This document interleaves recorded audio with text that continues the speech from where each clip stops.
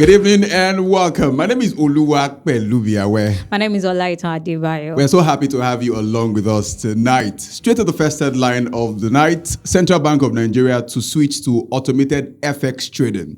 The Central Bank of Nigeria has announced plans to transition to an automated foreign exchange trade system from December 2024. Now, this switch will mean ditching a nearly decade-old over-the-counter trading system. And this over-the-counter trading system was such that traders typically relied on intermediaries such as the banks or brokerage firms to facilitate transactions every time they wanted to do one. And these intermediaries would act as market makers, quoting bids and asking prices for different currency pairs.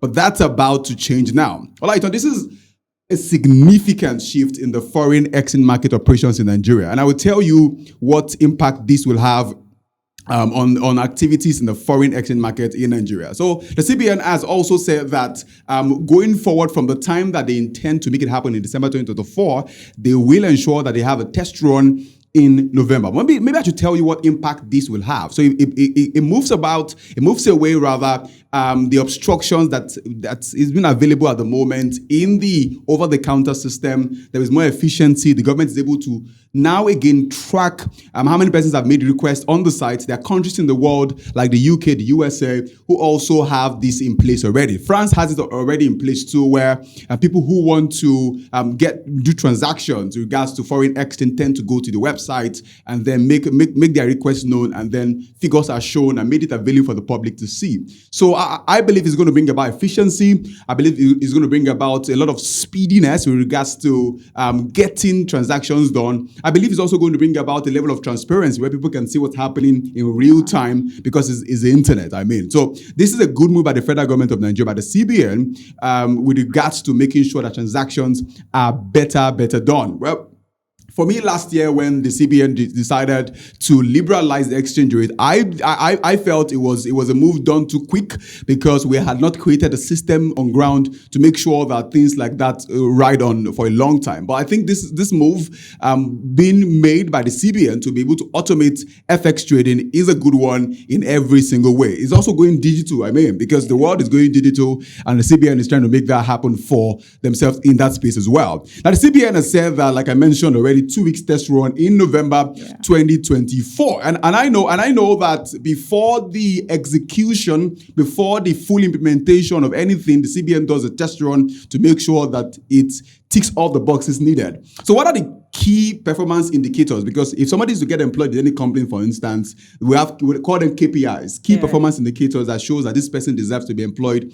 on a full-time basis from being a probationary staff, and then see if the person can do well. So let me ask you, what are the things that the CBN has to check to be sure that this thing can come into full operation? You could give me two or three things you think the CBN needs to check to ensure that the implementation of this automation of FX trading comes into full might. Yeah. Before proposing the switch, the federal government, the CBN relies mainly on the manual processes, and this could actually be like slow, prone to mistakes, and lack transparency. But this switch to automation will actually improve this processing and also make it more efficient. And to ensure smooth transition of this automation, there are several KPIs to be checked, which is the system stability. The system must be up to time, must have minimal errors, and must also have quick response time. And also the CBN must also ensure that this system uses accurate and complete data when assessing this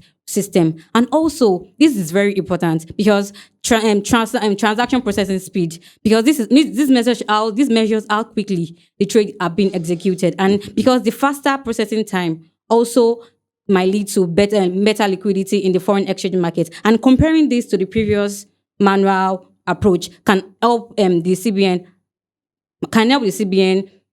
address these improvements. Another thing to look at is the market volatility and the market liquidity. And for automated trading to succeed, the market must be stable and must have enough liquidity. And also, the other thing to look at is the user satisfaction and feedback. Because if you want to put out a system out there, you must actually test run it, and get feedback from the people that use it. And while gathering this data, you'll be able to analyze how effective the system is and the overall experience of this system. Absolutely. What I also think from what you have said is that the CBN will need to create a system where, let's say, for instance, they could test run it with a few people.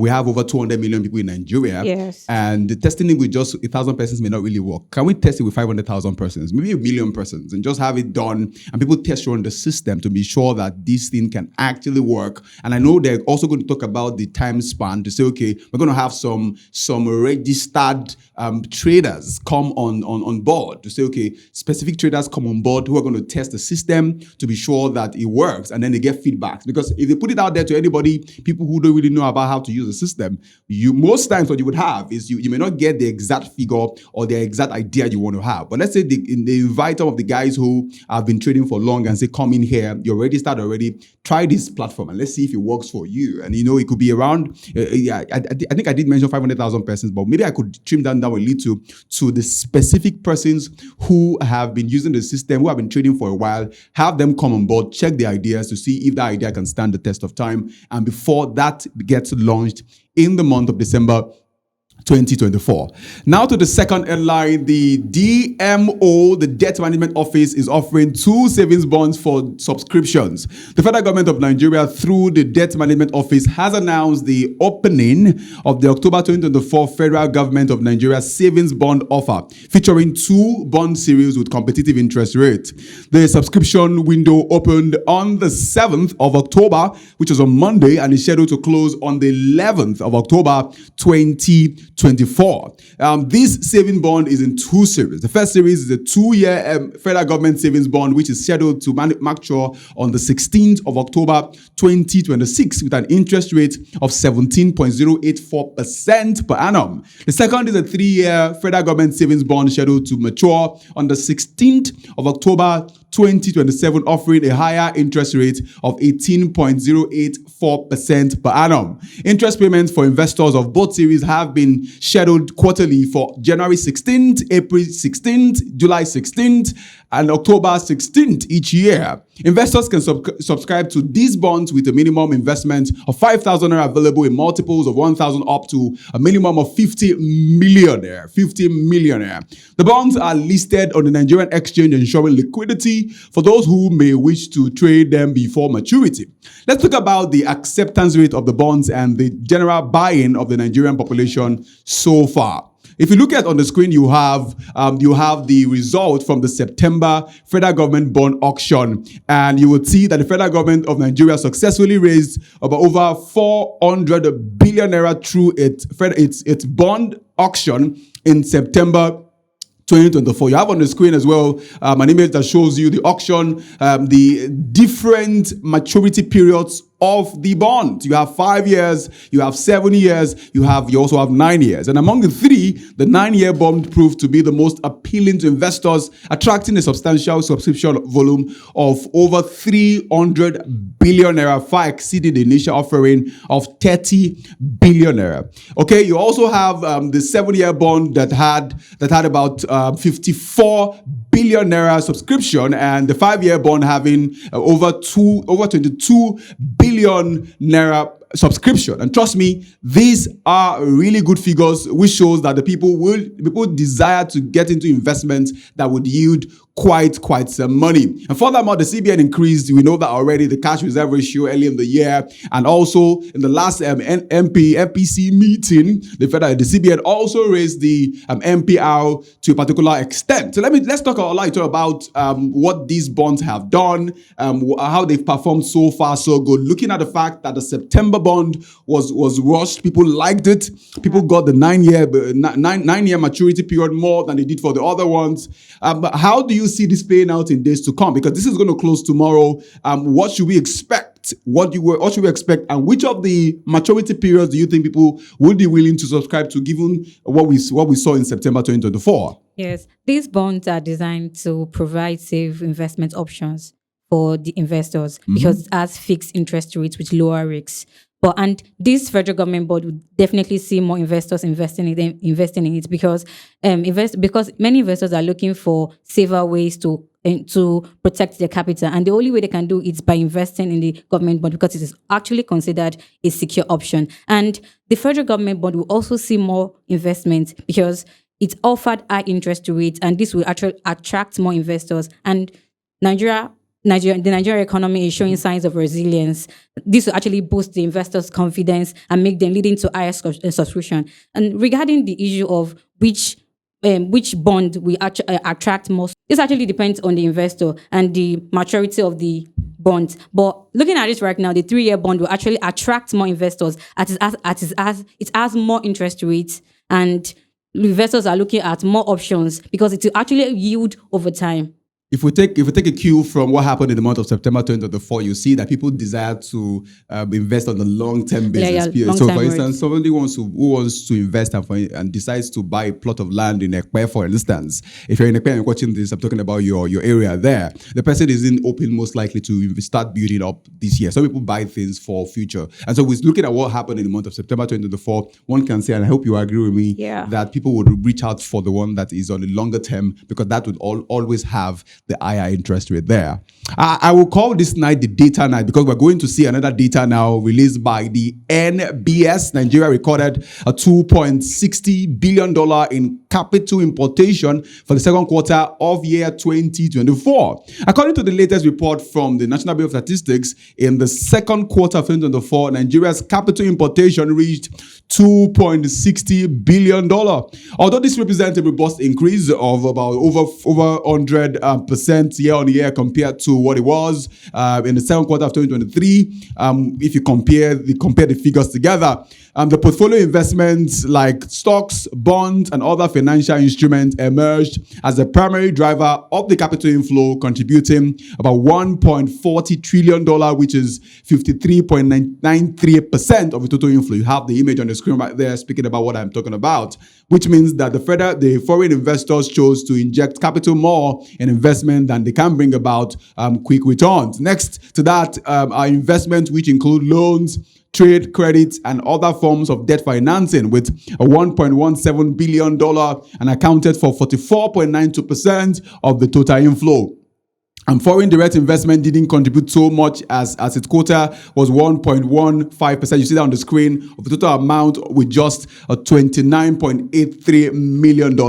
This said sectoral performance shows the banking sector was the highest beneficiary of the capital importation, receiving about $1.12 billion, representing 43.15% of the total inflows in the quarter. I want to get your take on this, looking at the figures for the different parts, the different investment packages, and also looking at the sectoral performance, where it was the banking sector seems to have led in that space. What do you think the banking sector led in that when it has to do with capital importation?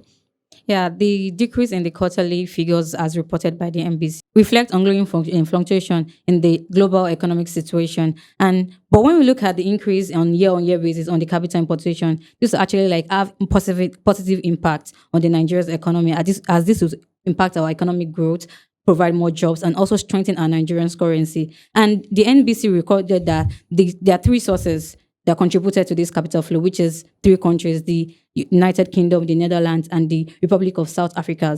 They contributed more to this capital importation. And also looking at it, with this increase, it's actually also important to note that it actually comes with its own challenges, and it is better for us to direct this capital inflow to productive sectors of our economy. Also, the trading sectors actually witness the capital inflow, and also the production and the manufacturing sector. They actually sees more significant capital inflow in this sector. Okay, I agree. But again, actually, I asked you a question about the fact that what do you think about the sectoral performance? And maybe the idea of sectoral performance, they're talking about the banking sector and other parts. And I guess that what has happened so far is that you have more people sending money home, and the banks have been that sure means of getting money from outside the country to our country here in Nigeria, because foreign direct investment has done well. And in my opinion, though, foreign direct investment is very important. It brings brings about more jobs. It means that you have more people, investors outside the country coming to invest in your country, and that will enlarges your economy, brings about more employment, open doors for more people, improves the quality of the product you have in your country, bring about variety. All of that could come in play, but we have not quite seen that given the figure released by the MBS with regards to capital importation so far in the second quarter of 2024. My own idea, my take would be that I think we need to do better in terms of capital importation. I think we need to do better in terms of that, having, just making things happen for ourselves, ensuring that our economy is attractive enough for investors to come in, plug in, and make things happen here. Let's have the international remarks and updates from our international correspondent, Olaisa Adebayo. Over to you now. Yeah, moving on to the international news. China voices concerns over U.S. semiconductor and connected vehicles policies. China's Commerce Minister Wang Wentao expressed serious concerns with the U.S. Secretary of Commerce Gina Raimondo regarding U.S. semiconductor policies towards China and restrictions on Chinese connected vehicles. In a recent statement, China's Commerce Minister urged the United States to address the specific concerns of Chinese companies, calling for immediate lifting of sanctions, and emphasized the need to improve business environment for Chinese firms operating in the U.S. Wang also stated Chinese readiness to collaborate with the U.S. to restore bilateral economic relations to a stable and productive path. In September, the U.S. Department of Commerce have proposed a ban on essential Chinese software and hardware used in connected vehicles, stating that national security concerns and also that the connected vehicles will have more access to sensitive data from their users. Looking at it, and what do you think are the potential long-term impacts of these policies on the growth and development of China's technology sector, Walumi? Well, I believe that the US is, I don't want to say they are too sensitive, many things. The US is the world power, and to a very good extent, it's just best that every loophole they suspect, they tend to block it, knowing fully well that anyone can explore that particular part. And so the US, given this move by the US, I think is one that is long coming, and it's not something that we should be surprised about. The US is always about blocking gaps and closing up gaps there. But how does this impact? What's the long-term impact of these policies on the growth and development of China's technology sector? Yes. I don't think it's going to have a lot of effect in regards to affecting them negatively. I think the major market of China is Africa. Most of the things we have here, used here in Africa, are being brought in from China. So Africa looks like a ready market for the Chinas, and it's not. I don't think it's going to affect them in many ways. If anything at all, the US and China have always competed on the level of technological advancement, innovation, and all. So on a long-term basis, it's not really going to affect China. I think it's also just going to help them to focus their direction on their market, really, which is Africa. That's my input on that. Yeah, and it's also affects their global innovation and expansion because, like you said, they'll move their focus now to Africa. Yeah. Moving on to the second question. In what ways do you believe lifting these sanctions on Chinese company could improve China and US? In the US. Okay. When we talk about trade is one of the factors that bring countries together.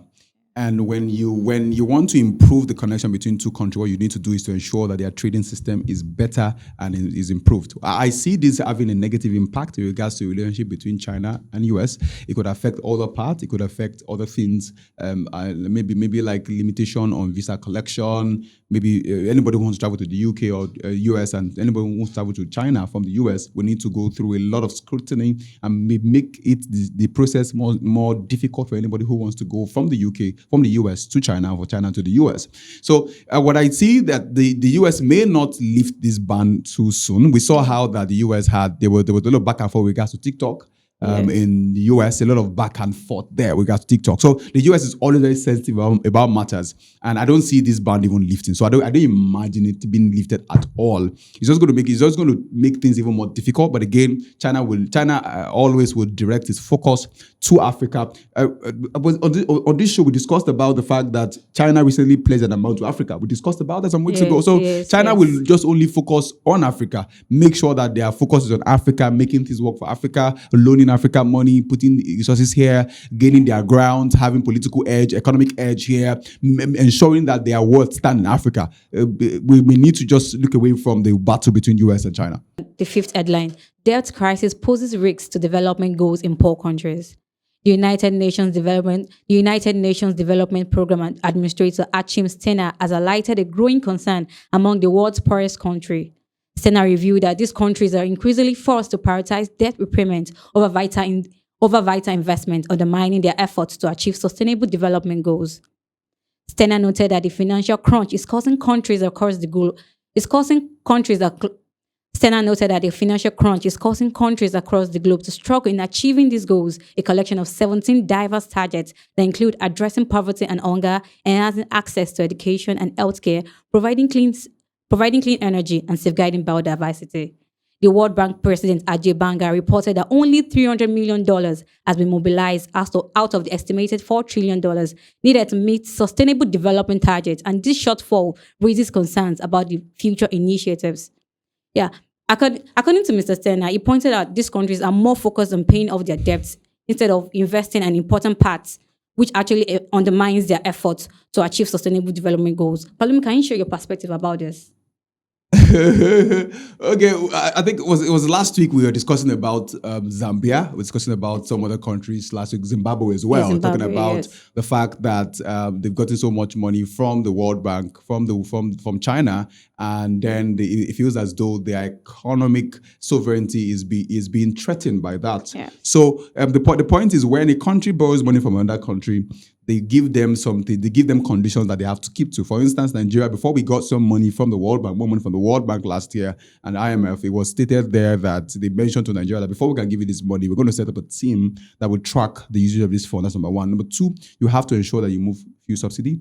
And you have to also ensure that you unify the exchange rate. It was the reason that decision was made on the go from the day President Bola Ahmed Tinubu came on board as president of Nigeria. And what that means is every time the country makes money, a portion of the money that is being made is being used to service debt. And sometimes some countries could service debt for as many as 20, 30 years. Some countries don't get out of the debt trap. Right? They don't get out of the debt trap. So that's what has happened to African nations so far, where they borrow money and then they repay back the money with at every instance that they get funds, which would in many ways limit their ability to impact other parts of the economy. So I say, for instance, I get money to build a road, for instance, to make a good road, for instance. But again, how soon can you start making money from a good road? You need maybe how soon? Most likely it takes a while. And what that means is that a good road brings about improved investment.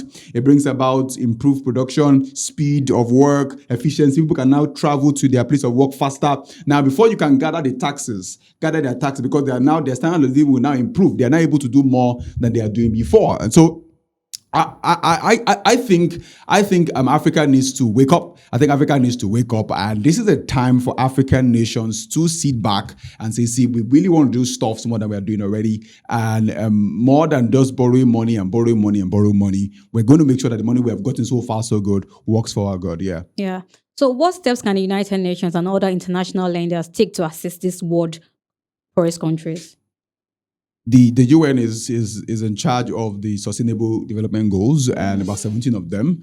And I think that, and also in collaboration with the World Bank and the IMF and other countries in the world, because other lenders rather in the world.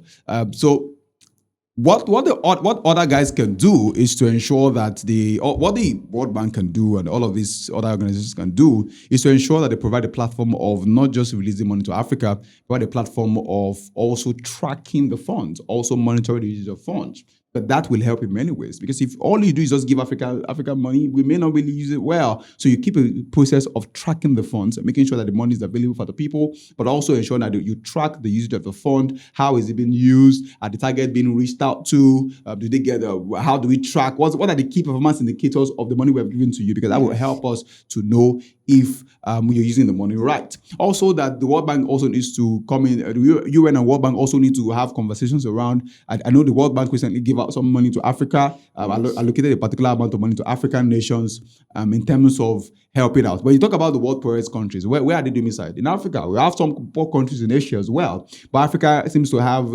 even weak. We have a larger chunk of weaker countries who don't really make so much money at the end of the year, and development is quite poor. And then you can talk about having coup d'etat where they kill the president and then military takeover. So the UN, the World Bank, and other organizations need to come now to say, see, I know the World Bank is doing so well. Nigeria will benefited so well from their giveaway. I would call that giveaway. But hopefully they're able also to expand that with capacity to other countries in Africa and make sure that African nations are fit and fine with regards to achieving the Sustainable Development Goals. Yeah, they can also provide grants that will actually support essential services like the basic education, the healthcare services, Definitely. and also their infrastructure. Another thing is that they can actually like finance this export from other developing countries to their country, as this will help them grow more from this. Thank you so much for joining us tonight on MarketSquare. We have touched 5 headlines of the week. We've spoken about the automated FX trading switch, about the CBN proposed to have a test run in the month of November 2024, and then get into full execution and execution in the month of December 2024. We've also had the conversation around the DMO, the subscription savings bond made available by the federal government of Nigeria, which started on Monday and will end tomorrow. And if you have not gotten your bonds here, you want to go and do that already so that you're able to enjoy the benefit that will come in 2 or 3 years from today. Also spoken about the capital importation, speaking about the idea that the federal government needs to do more to attract foreign direct investment into the country, as that is a needed tool for development in Nigeria. Also touched on 2 critical issues with regards to US trying to put a ban on some things done by the Chinese with regards to ensure that there is national security, and then they eliminate anything that could cause a national concern. And then we are finalized on the idea that the World Bank, the UN, has to come into collaboration to ensure that African nations and other poor countries in the world are able to prioritize meeting the needs of the people over repaying debt every single time. My name is Oluwapelumi. I do want to follow us across all social media platforms, on Facebook, on Instagram, on LinkedIn, on YouTube, and even on TikTok to get updates every time we post a video. Till we see you next week, keep keeping up.